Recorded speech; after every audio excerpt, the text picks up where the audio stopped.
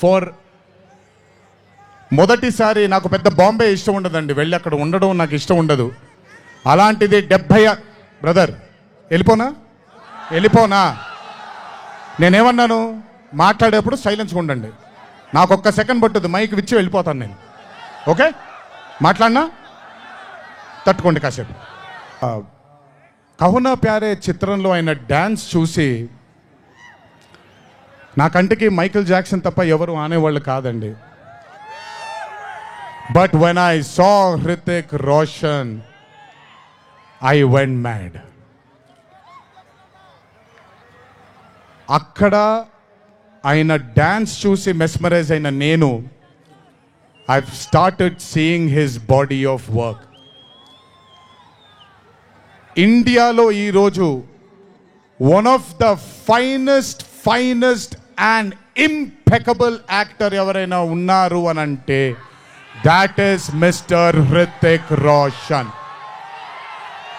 If there is any actor in this country who is the most dedicated to his craft is Mr. Hrithik Roshan. If there is a person who fears and has got humbleness towards his profession, that is Mr. Hrithik Roshan. My journey started off admiring him. And ee roju 25 సంవత్సరాల తరువాత ఆయన పక్కన act చేయడానికి, ఆయనతో పాటు act చేయడానికి, ఆయన dance చూసి నేను కూడా ఎక్సెల్ అవ్వాలి అనే తాపత్రయం కలిగించిన ఆయనతో డ్యాన్స్ చేసినప్పుడు నేను హృతిక్ రోషన్ గారితో ఒకటే మాట అంటాను, Hrithik Roshan is the greatest dancer of our country. అలాంటి మనిషి పక్కన నిజంగా డాన్స్ చేయడం నా అదృష్టంగా భావిస్తున్నాను.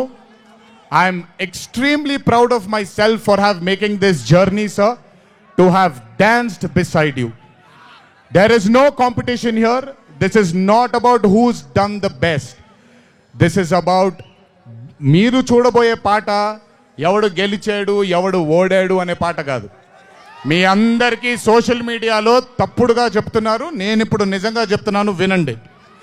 This song is not a versus song, this is a song which compliments 2 good dancers.